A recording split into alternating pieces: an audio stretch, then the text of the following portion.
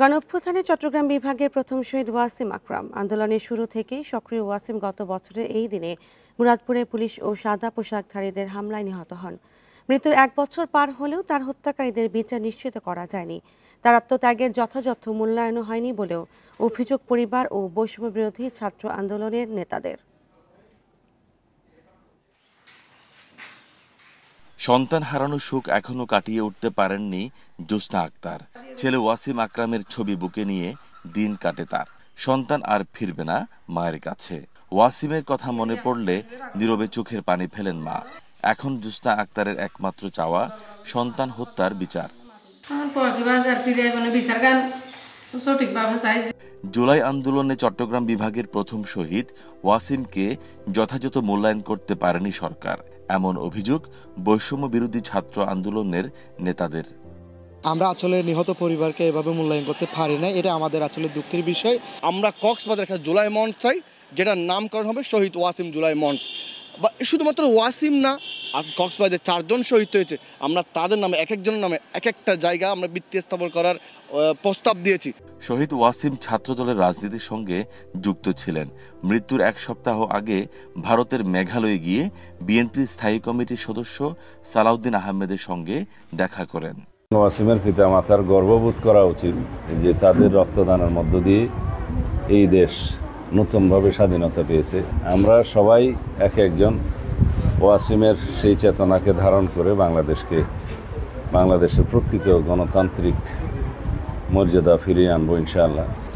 কক্সবাজারের পেকুয়ার বাসিন্দা ওয়াসিম ছিলেন চট্টগ্রাম কলেজের স্নাতক 3য় বর্ষের ছাত্র। তৌফিকুল ইসলাম, ইন্ডিপেন্ডেন্ট নিউজ, কক্সবাজার। তত্ত্বাবধায়ক সরকার ও সংবিধানের কয়েকটি মৌলিক ধারা পরিবর্তনে একমত হয়েছে অধিকাংশ রাজনৈতিক দল। এছাড়া দ্বিকক্ষ বিশিষ্ট সংসদের উচ্চ কক্ষ নিয়ে একমত হলেও ক্ষমতা নিয়ে ঐক্যমত্য হয়নি। মঙ্গলবার রাজধানীর ফরেন সার্ভিস একাডেমিতে ঐক্যমত্য কমিশনের বৈঠক শেষে এসব তথ্য দেওয়া হয়।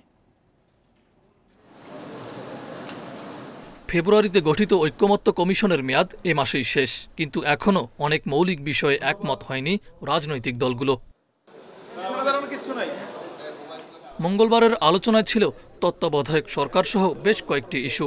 বৈঠক শেষে রাজনীতিবিদরা জানান, তত্ত্বাবধায়ক সরকার প্রবর্তনে একমত হয়েছে দলগুলো, তবে গঠন প্রক্রিয়া এখনও চূড়ান্ত হয়নি। এছাড়া সংসদের উচ্চকক্ষ সদস্যদের ক্ষমতা নিয়েও দ্বিমত রয়েছে দলগুলোর।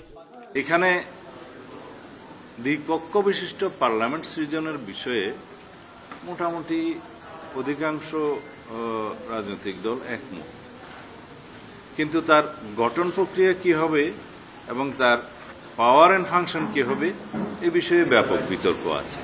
অধিকাংশ দল পিআর পদ্ধতিতে উচ্চকক্ষের আসন বিন্যাসের ব্যাপারে একমত হলেও বিএনপি এবং তার সঙ্গে গুটিকতক দল তারা পিআর পদ্ধতিতে উচ্চকক্ষের নির্বাচন চায় না। এই যে 6টার নাম বললাম, এই 6টার ভিতরে 5টা দলেই পিআরের পক্ষে। সুতরাং পার্সেন্টেজ অফ পপুলার সাপোর্ট এটা আপনারা যোগ্য করে নিলেই আমরা এটা পাবো। সংবিধানের বেশ কয়েকটি ধারা পরিবর্তনেও একমত হয়েছে দলগুলো, আর কিছু বিষয়ে সিদ্ধান্ত নেওয়ার ভার দেওয়া হয়েছে ঐক্যমত্য কমিশনের ওপর। যেহেতু রাজনৈতিক দলগুলো এবং জোটগুলো এ বিষয়ে কোনো ঐক্যমত্যে আসতে পারছেন না, সেহেতু একাধিক দিন ধরে উচ্চকক্ষ বিষয়ক আলোচনার পরে আজকে রাজনৈতিক দল এবং জোটগুলোর পক্ষ থেকে এ বিষয়ে সিদ্ধান্ত গ্রহণের ভার কমিশনের উপর অর্পণ করা হয়েছে। রোববার আবার বৈঠক হবে, সেদিন আলোচনা হবে নারী এমপি নির্বাচন প্রক্রিয়া নিয়ে। মাহফুজুর রহমান মিলন, ইন্ডিপেন্ডেন্ট নিউজ, ঢাকা। তত্ত্বাবধায়ক সরকার ব্যবস্থা পুরোপুরি ফিরিয়ে আনতে আপিল করার ঘোষণা দিয়েছেন সুজনের সম্পাদক বদিউল আলম মজুমদার। মঙ্গলবার বিকেলে রাজধানীর ফরেন সার্ভিস একাডেমিতে ব্রিফিংয়ে কথা বলেন তিনি।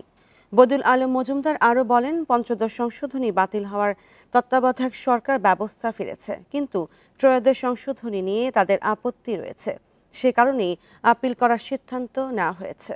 যে তত্ত্বাবধায়ক সরকার ব্যবস্থাটা ফিরিয়ে আনার যে আকাঙ্ক্ষা নিয়ে যে আমরা রিটটা করেছি এবং আমরা পঞ্চদশ সংশোধনী অবৈধ এই যুক্তিতে করেছি, এটা আদালত আমাদের সাথে একমত হয়েছে। বিএনপিকে বিতর্কিত করতে সোহাগ হত্যার ভিডিও ভাইরাল করা হয়েছে বলে মন্তব্য করেছেন বিএনপির যুগ্ম মহাসচিব হাবিবুন নবী খান সোহেল। মঙ্গলবার বিকেলে রাজধানীর নয়াপল্টনে স্বেচ্ছাসেবক দলের সমাবেশে তিনি এসব কথা বলেন। দলের নেতারা আরও বলেন, বিএনপির জনপ্রিয়তা ঈর্ষান্বিত হয়ে ষড়যন্ত্র ও অপপ্রচার চালাচ্ছে কিছু রাজনৈতিক দল। আইনশৃঙ্খলা পরিস্থিতির অবনতি এবং দেশের বিরুদ্ধে ষড়যন্ত্রের প্রতিবাদে সমাবেশ করে স্বেচ্ছাসেবক দল। ছোট ছোট মিছিল নিয়ে নয়াপল্টনে জড়ো হন নেতাকর্মীরা। বৃষ্টি উপেক্ষা করেই চলতে থাকে স্লোগান। এ সময় স্বেচ্ছাসেবক দলের নেতারা বলেন, বিএনপির বিরুদ্ধে কোনো অপপ্রচার বরদাস্ত করা হবে না। যে কোনো ষড়যন্ত্র প্রতিহত করার হুঁশিয়ারি দেন তারা। এনসিপি এবং জামাত ইসলামী এবং আপনাদের চরমোনাই এই তিনজন মিলে তারা দেশকে একটি অস্থিতিশীল পরিস্থিতি করার চেষ্টা চালিয়ে যাচ্ছে। এই বিক্ষোভ অব্যাহত থাকবে যতক্ষণ না পর্যন্ত ওই সমস্ত দুষ্কৃতিকারী ভারতের এজেন্ট যারা এখনো দেশের বিরুদ্ধে ষড়যন্ত্র করছে যতক্ষণ না পর্যন্ত নিবৃত্ত না হবে ততক্ষণ পর্যন্ত রাজপথে পাহারাদার হিসেবে থাকবে ইনশাআল্লাহ। সমাবেশে বিএনপির যুগ্ম মহাসচিব হাবিবুন নবী খান সোহেল বলেন, সোহাগ হত্যাকাণ্ডের ভিডিও ভাইরাল করা ছিল উদ্দেশ্য প্রণোদিত। আর কোনো অপপ্রচার চালালে রাজনৈতিকভাবে জবাব দেয়া হবে। একটি ভিডিও ধারণ করা হয়েছে, সেই ভিডিও যে করেছে সে কেন ঘটনা বন্ধ করার জন্য সামনে না গিয়ে নিরাপদ কাছাকাছি থেকে এই ভিডিওটি করলো, অথচ তাকে কেউ আঘাত করলো না। এটি নিছক একটি দুর্ঘটনা নয়, এদিকে বিএনপির বিরুদ্ধে একটি সাজানো গোছানো চক্রান্ত ছাড়ার কিছুই নয়। স্বেচ্ছাসেবক দলের বিক্ষোভ মিছিল নয়াপল্টন থেকে শান্তিনগর মগবাজার হয়ে শাহবাগে গিয়ে শেষ হয়। Rifat Alam, independent news, Dhaka. সন্ত্রাস চাঁদাবাজির বিরুদ্ধে সবাইকে রুখে দাঁড়ানোর আহ্বান জানিয়েছেন এনসিপি নেতারা। একই সাথে নির্বাচন কমিশনের ভূমিকা নিয়েও প্রশ্ন তুলেছেন তারা। বলেছেন, এদের মাধ্যমে গ্রহণযোগ্য নির্বাচন সম্ভব নয়। ভোলা ও বরিশালের পথসভায় এসব মন্তব্য এনসিপি নেতার। 15তম দিনে ভোলায় জুলাই পদযাত্রা করেছে এনসিপি। পরে পথসভা করে ভোলা প্রেসক্লাব চত্বরে। সভায় এনসিপি নেতা সামান্তা শারমিন বলেন, মৌলিক সংস্কারের লক্ষ্যে অন্তর্বর্তী সরকারের কর্মকাণ্ড সন্তোষজনক নয়। তিনি মন্তব্য করেন, নতুন রাষ্ট্র গঠনে সহায়তা না করে একটি দল চাঁদাবাজিতে উঠে পড়ে লেগেছে। তাদের প্রতিহত করার হুঁশিয়ারি দেন সামান্তা। এই অন্তর্বর্তীকালীন সরকার মৌলিক সংস্কারের জন্য যেই কাজগুলো করার দরকার ছিল সেই কাজগুলো ঠিক মতো করতেছে না। ভোলাবাসীর প্রতি আমাদের অনুরোধ, আপনারা কখনো এলাকায় চাঁদাবাজ, সন্ত্রাস, দখলদারিত্ব কখনো পাত্তা দিবেন না। সকলে মিলে প্রতিরোধ গড়ে তুলবেন এবং এদেরকে ঝেঁটিয়ে বিদায় করবেন। ভোলা থেকে পদযাত্রাটি যায় বরিশাল। সেখানে পথসভায় নির্বাচন কমিশনের সমালোচনা করেন হাসনাত আব্দুল্লাহ। বলেন, এই কমিশন কোনোদিন গ্রহণযোগ্য নির্বাচন করতে পারবে না। নির্বাচন কমিশনের পুনর্গঠন প্রয়োজন। এই সিলেক্টিভ নির্বাচন কমিশন দিয়ে গ্রহণযোগ্য নির্বাচন কোনোদিনও সম্ভব না। এই নির্বাচন কমিশনকে বলতে চাই, আপনারা যদি আমাদের রেজিস্ট্রেশন এবং শাপলা প্রতীক নিয়ে গড়িমসি করেন, আমরা রাজনৈতিকভাবে সেটির মোকাবেলা করব। বুধবার গোপালগঞ্জে পদযাত্রা করবে এনসিপি। 64 জেলায় ছড়িয়ে দিতে আরাফাতুর রহমান, ইন্ডিপেন্ডেন্ট নিউজ। জনগণের স্বপ্নগুলো।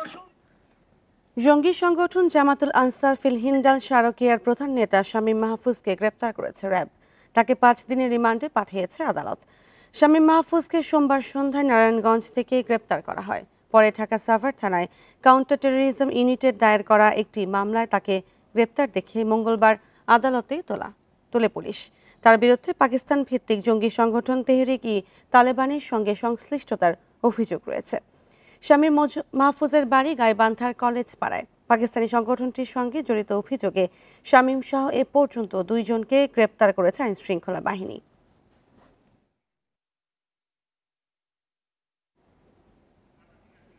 বাংলাদেশি কর্মীদের জন্য মাল্টিপল এন্ট্রি ভিসা সুবিধা চালু করেছে মালয়েশিয়া। মঙ্গলবার প্রবাসী কল্যাণ ও বৈদেশিক কর্মসংস্থান মন্ত্রণালয়ের উপদেষ্টা ডক্টর আসিফ নজরুল এ তথ্য জানান। বলেন, গত মে মাসে মালয়েশিয়া সফরের সময় দেশটির স্বরাষ্ট্রমন্ত্রীর সঙ্গে বৈঠক হয়। পরে 10 জুলাই পরিপত্র জারি করে মালয়েশিয়া সরকার। ফলে যেসব বাংলাদেশি কর্মীরা পরিপত্র জারির আগে সিঙ্গেল এন্ট্রি ভিসা ও temporary employment visit pass issue করা আছে, তাদের নতুন করে মাল্টিপল এন্ট্রি ভিসা আবেদন করতে হবে না। পিএলকেএস নবায়নের সময় মাল্টিপল ভিসা সক্রিয়ভাবে ইস্যু হয়ে যাবে। এই বিষয়ে মালয়েশিয়ার সব আন্তর্জাতিক বিমানবন্দর ও স্থলবন্দরগুলোতে পরিপত্রের মাধ্যমে নির্দেশনা দেওয়া হয়েছে।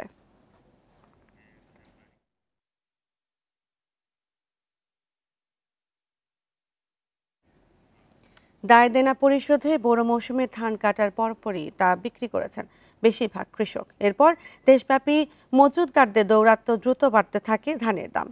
চালকল ব্যবসায়ীরা বলছেন, ধান চালের বাজারে প্রভাব রাখছে বড় শিল্পগোষ্ঠীও। এমন অবস্থায় বাজারে কৃত্রিম সংকট খতিয়ে দেখতে সরকারি তদারকির তাগিদ দিচ্ছেন কৃষি অর্থনীতিবিদরা। এপ্রিলের মাঝামাঝি থেকে মে মাসের দ্বিতীয় সপ্তাহ পর্যন্ত বোরো ধান কাটা হয়। এবার বোরো মৌসুমে ফলন হয়েছে বাম্পার, আর সরকারিভাবে সংগ্রহে প্রতিমণ ধানের দাম ধরা হয় 1440 টাকা।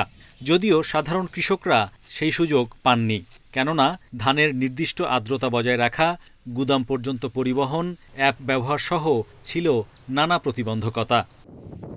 ভরা মৌসুমে বাজারে মোটা জাতের ধান বিক্রি হয়েছে 1000 থেকে 1150 টাকায়, সরু জাতের ধান বিক্রি হয়েছে 1300 টাকা পর্যন্ত। 1000, 1100-1200 টাকা দাম বেঁচে ফেলছি আমরা। বেঁচে আমরা হালকা টাকা দিছি, এই পালে হনি তাদের দিছি, ধান আর নেই। এখন বেশিরভাগ কৃষকের ঘরে বেচার মতো ধান নেই, কিন্তু বাজারে দাম বাড়ছে দ্রুত। সরু ধানের মন পৌঁছেছে 1700 টাকায়, মোটা ধানের দাম ছাড়িয়েছে 1300 টাকা। ধানটা উঠার সময় যদি এই দামটা হয় তাহলে কৃষক লাভবান হবে। এই মুহূর্তে কৃষকের ঘরে ধান নেই, যারা বড় কৃষক তাদের ঘরে ধান আছে। খাদ্যপণ্য মজুত ও বিপণন আইন মাঠ পর্যায়ে কার্যকর হয়নি, তাই নিয়ম নীতির তোয়াক্কা করে না ধান মজুতদাররা। বড় বড় শিল্পগোষ্ঠীও চালের বাজারে প্রভাব রাখছে বলে মনে করেন চালকল মালিকরা। হাটে বাজারে মজুতদার হয়ে গেছে কিছু, যারা মনে করেন চাকরি করে কিংবা একটা দোকান করে, তার পাশাপাশি তারা ধান কিনে রাখে। এটা কিন্তু প্রশাসন কেউ খোঁজও করে না, দেখেও না। কিছু বৃহৎ শিল্প কলকারখানা গড়ে উঠেছে, তাদের অধিক পরিমাণ ধান ক্রয় করতে হয়। পাশাপাশি তারা হচ্ছে চাউল তাদের নির্ধারিত মূল্যে তারা বাজারজাত করে থাকে। এইসব কারণে হচ্ছে এই ভর মৌসুমে হচ্ছে ধানের চালের মূল্য বেশি বলে আমি মনে করছি। এত অল্প সময়ে কেন এরকম একটা উল্লম্ফন এটা ঘটলো, এটা একটা বোঝার ব্যাপার আছে, দেখার নিশ্চয়ই ব্যাপার আছে, এবং সরকারি আইন অনুযায়ী যেভাবে থাকার কথা সেভাবে আছে কিনা এটা হলো একটি কাজ। এদিকে ধানের দাম বৃদ্ধিকে সামনে এনে মিলাররা গত এক মাসে চালের কেজিতে বাড়িয়েছে 3 থেকে 8 টাকা পর্যন্ত। এমন অবস্থায় বেসরকারিভাবে চাল আমদানি আবারও শুরু করার তাগিদ দিচ্ছেন অনেকে। মজুতদারের ব্যবসা ভাঙা যাবে, আপনি আমদানি করলেই মজুতদারের ব্যবসা ভেঙে যাবে। Hari Saha, independent news, Dhaka. অস্বাভাবিক জোয়ার ও প্রাকৃতিক ঝড়ে কুয়াকাটা সৈকতের 11 কিলোমিটার এলাকা বিলীন।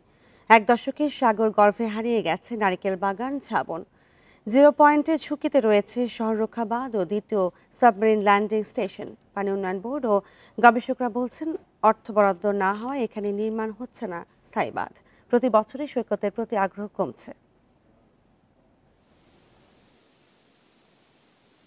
বঙ্গোপসাগরের কোলে পূর্ব পশ্চিম দিক নিয়ে এক বেলাভূমি কুয়াকাটা। এখানে দাঁড়িয়ে সূর্যোদয় ও সূর্যাস্ত দেখা যায়। সাগরের অপরূপ সৌন্দর্য দেখতে ছুটে আসেন পর্যটকরা। অথচ 0 পয়েন্টের 2 দিকে অন্তত 11 কিলোমিটার সৈকত বিলীন হয়ে গেছে সাগর গর্ভে। আমরা আসি বাচ্চা, স্ত্রী, ছেলে মেয়ে নিয়ে, সেটা আসলে আসার পরে সেটা মানে সেরকম সৌন্দর্য নেই। বাচ্চারা আইসে নাম দিতে পারতেছি না, ভয় পাচ্ছি তো। একটা টুরিস্ট এসে খুব দৌড়াইয়া তারা হাঁটাহাঁটি করে দৌড়াতে পারবে, হাঁটাহাঁটি করতে পারবে। আমরা কি দেখতে পাচ্ছি, ওই বিচের সামনে বিভিন্ন জায়গায় খালি বস্তা বস্তা বস্তা। পূর্ব দিকে সৈকতের কোল ঘেঁষে প্রায় 200 একরের নারকেল বাগান আর নেই। সাগরে বিলীন হয়েছে ঝাউবন ও ইকো পার্ক। ভাঙনের মুখে শহররক্ষা বাঁধ। ভাঙন রোধে কয়েক বছর ধরে বালু ভর্তি জিও ব্যাগ ফেলা হলেও কাজে আসছে না। কুয়াকাটা ভাঙন রোধে স্থায়ী প্রতিরক্ষা কাজের জন্য 759 কোটি টাকার একটা ডিপিপি আমরা মন্ত্রণালয়ে দাখিল করেছি। পাস হলে অতি দ্রুতই আমরা কাজ শুরু করতে পারব। বাঁধ প্রকৌশলীরা বলছেন প্রতি বছরই এই অংশে সৈকতের ভাঙন তীব্র হচ্ছে। শহররক্ষা বাঁধের সাথে দেশের দ্বিতীয় সাবমেরিন কেবলের ল্যান্ডিং স্টেশনও ঝুঁকিতে আছে। তাই এখানে খরচ বেশি হলেও কনক্রিটের বাঁধ তৈরি করতে হবে। এতে সৈকত রক্ষার পাশাপাশি নতুন চর সৃষ্টির সম্ভাবনা রয়েছে। সাগরের পারে তুলনামূলকভাবে নদীর তীরে বাঁধ বানাতে যে টাকা লাগে তার চেয়ে একটু বেশি টাকা অবশ্যই লাগবে। আমাদের দৃঢ় বিশ্বাস যে ওই পার্মানেন্ট একটা কংক্রিট ব্লক দিয়ে যদি স্লোপ প্রোটেকশন করা হয়, সি বিচ ওইখানে আরো ল্যান্ড গেইনের একটা সম্ভাবনা আছে। জিওব্যাগে সৃষ্ট গর্ত বিপজ্জনক করে তুলছে সৈকত এলাকা, সাথে অপচনশীল প্লাস্টিকের বর্জ্য পুরো এলাকার দূষণ বাড়িয়ে দিচ্ছে। দেশের দ্বিতীয় বৃহত্তর সাগর সৈকতের বেহাল দশা। প্রতি বছর অস্বাভাবিক জোয়ার আর প্রাকৃতিক দুর্যোগে ভাঙছে এর বেলাভূমি। অথচ এই ভাঙন রোধে নেওয়া হয়েছে অপরিকল্পিত সব উদ্যোগ। পরিবেশ গবেষক, স্থানীয়রা এবং দর্শনার্থীদের দাবি, এখনও যদি কার্যকর উদ্যোগ না নেওয়া হয় তাহলে সাগরকন্যার সৌন্দর্য সাগরে বিলীন হয়ে যেতে পারে অচিরেই। Shahriar Anirban, Independent News, Kuakata, Patuakhali. আর এই নিয়ে আরও জানাতে কুয়াকাটা থেকে যুক্ত হচ্ছেন সহকর্মী ফরিদ উদ্দিন আক্তার। ফরিদ উদ্দিন আক্তার, প্রাকৃতিক দুর্যোগে ভাঙন রোধে কি কি পদক্ষেপ নেওয়ার কথা জানিয়েছে প্রশাসন? আমি এই মুহূর্তে কুয়াকাটা সৈকতের 0 পয়েন্টে দাঁড়িয়ে আছি। এখান থেকে আমার পিছনে 2 কিলোমিটার অদূরে ছিল কুয়াকাটা সমুদ্র সৈকতের 0 পয়েন্ট। অব্যাহত বালুক্ষয় এবং সমুদ্রের করাল ঘেঁষে এই 2 কিলোমিটার এলাকা প্রস্থ কিন্তু ভেঙে গেছে। দীর্ঘ 22 কিলোমিটার সৈকত কিন্তু ভাঙন চলছে। তবে কুয়াকাটা সৈকতের পশ্চিম পাশের 3 নদীর মোহনা পর্যন্ত ব্লক ফালানোর কারণে ভাঙন রোধ হয়েছে। তবে সৈকতের পূর্ব পাশে 11 কিলোমিটার এলাকায় কিন্তু এখনও ভাঙন চলছে। ইতিমধ্যে সমুদ্রে গর্ভে বিলীন হয়ে গেছে ফয়েজ মিয়ার নারিকেল বাগান, ঝাউ বাগান, ইকো পার্ক সহ বহু স্থাপনা। এখানে সৈকতের বিভিন্ন পয়েন্টে অনেক গাছ ভেঙে পড়ে আছে। আমরা এখানকার বিশেষজ্ঞর সাথে কথা বলেছি, তারা যেটা জানিয়েছেন যে জলবায়ুর নেতিবাচক প্রভাব এবং ভাঙনের ধারা অব্যাহত প্রায় 20 বছর পর্যন্ত রয়েছে। 0 পয়েন্টের পাবলিক টয়লেট ভেঙে সমুদ্রে বিলীন হয়ে যাওয়ার সংখ্যা রয়েছে। এছাড়া এখানে বর্তমানে ভাঙন ঝুঁকিতে রয়েছে মসজিদ, মন্দির, বেড়িবাঁধের বাইরে বহু স্থাপনা। ভাঙন রোধে প্রতি বছর আমরা দেখতে পাই জিও ব্যাগ ফেলানো হয়েছে। পানি উন্নয়ন বোর্ড মূলত এই জিও ব্যাগ ফেলেছে। তবে এই জিও ব্যাগ ভাঙন রোধের তো দূরের কথা, উল্টো এসব জিও ব্যাগ পর্যটকের গলার কাটা হয়ে দাঁড়িয়েছে। জিও ব্যাগগুলো থেকে বালু ক্ষয় গিয়ে শ্যাওলা পরে জমে পিছল হয়ে আসে, যার কারণে প্রতিনিয়ত পর্যটক পিছল হয়ে পড়ে যাওয়ার কারণে আহত হচ্ছে। এছাড়া আমার সাথে কথা হয়েছে এখানকার পানি উন্নয়ন বোর্ড কর্মকর্তার সাথে, তারা যেটা জানিয়েছেন যে ভাঙন রোধে স্থায়ী প্রকল্প ইতিমধ্যে মন্ত্রণালয়ে পাঠানো হয়েছে। মন্ত্রণালয় প্রস্তাবনা 5টি হলে অতি দ্রুত তারা কাজ শুরু করবেন বলে জানিয়েছেন। এই ছিল কুয়াকাটা সমুদ্র সৈকত থেকে আমার কাছে সর্বশেষ। কুয়াকাটা থেকে জানাচ্ছিলেন সহকর্মী ফরিদ উদ্দিন আক্তার। বর্ষাতেও সুনামগঞ্জের হাওরে কাঙ্ক্ষিত পানি নেই। হাওর অঞ্চলের বিস্তীর্ণ এলাকা পরিণত হয়েছে গোচারণ ভূমিতে। ফলে হাওর থেকে মাছ ধরা ও আগাম আমন মৌসুম নিয়ে চিন্তিত কৃষক। পানি না আসার কারণে হিসেবে বৃষ্টিপাত কম হওয়া ও জলবায়ু পরিবর্তনের প্রভাব বলছেন সংশ্লিষ্টরা। হাওর মানেই বিস্তীর্ণ জলরাশি। প্রতি বছর বৈশাখের শুরুতেই উজান থেকে নেমে আসা পানির ঢলে টইটুম্বুর হয়ে যায় সুনামগঞ্জের 53টি হাওর। বর্ষায় সবকটি হাওরে থাকে থই থই পানি। কিন্তু এবারের চিত্র ভিন্ন। বর্ষায় হাওরে নেই কাঙ্ক্ষিত পানি, ফলে অস্তিত্ব সংকটে পড়েছে মাছ সহ অসংখ্য জলজ উদ্ভিদ এবং হাওরের জীববৈচিত্র্য। এছাড়াও পানি না থাকায় চাষাবাদ ব্যাহত হওয়ার শঙ্কায় কৃষকরা। মেঘও কমই, কিন্তু মাছ মারার সমস্যা বেশি, মাছ কম আমার এলাকার মাঝে। গরিব গাঙ্গাল কষ্টের মধ্যে আছে। আর এই রোডও পানি উইয়া গেছে, কিছু পানি উইয়া গেছে, আর তো পানি উইতেছে না। মাছ লাগতো থাকলে তো মাছ, পানি নাই, মাছ আইব করতে। এবছর পানি কম আসার কারণ হিসেবে জলবায়ুর পরিবর্তনকেই দায়ী করছেন পরিবেশবিদরা। এবার বৃষ্টিপাত না হওয়ায় এবং জলবায়ুর পরিবর্তনে হাওরগুলোতে জলের কোনো আবাস নেই। বৃষ্টিপাত না থাকাতে এবং বন্যা না আসাতে আমাদের এখানে হাওরে মৎস্য চাষ করা যাচ্ছে না। হাওড় অঞ্চলে স্বাভাবিক বৃষ্টি ব্যাহত হলে হিজল, করজ, বরুণ সহ অন্যান্য উদ্ভিদ বিলীন হওয়ার শঙ্কা রয়েছে। Independent news. গাজীপুরে প্রাথমিক শিক্ষা কর্মকর্তা আব্দুস সালামের বিরুদ্ধে ঘুষ বাণিজ্য সহ নানা অভিযোগ খতিয়ে দেখতে কমিটি হলেও 6 মাসে কোনো অগ্রগতি নেই। অনিয়মের কারণে এর আগে 3বার শাস্তিমূলক বদলি ও 1বার গ্রেড অবনমন হয় এই কর্মকর্তার।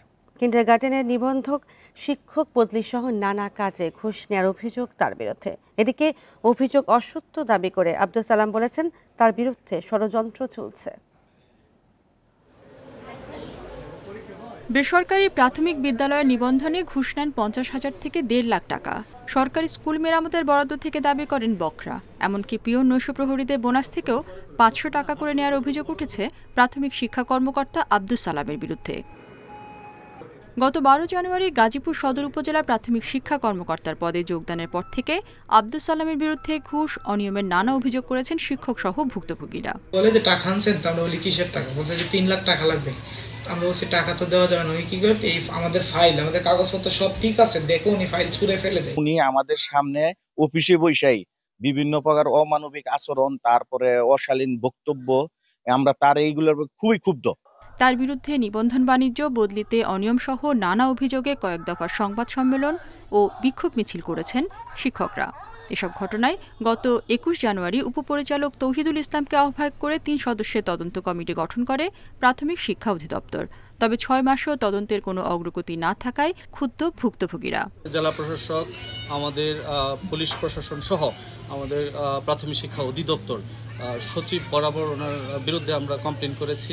আমরা তার দৃষ্টান্তমূলক শাস্তি এবং অপসারণ চাই। অধিদপ্তর তদন্ত করে গেছে কয়েকদিন আগে, এগুলো তদন্ত হচ্ছে, ঘটনার সত্যতা প্রমাণ হলে শাস্তি হবে, তদন্ত চলছে। এই বিষয়ে যোগাযোগ করা হলে সব অভিযোগ অস্বীকার করেন সালাম। তার বিরুদ্ধে ষড়যন্ত্র হচ্ছে দাবি উপজেলা শিক্ষা কর্মকর্তার।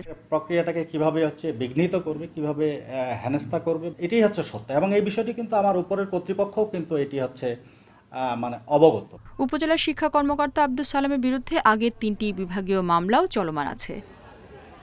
Independent news. এই ছিল এখনকার সংবাদ। ইন্ডিপেন্ডেন্ট টেলিভিশনের সব খবর বিস্তারিত জানতে চোখ রাখুন ফেসবুক, ইউটিউব ও এক্সে। ধন্যবাদ সবাই।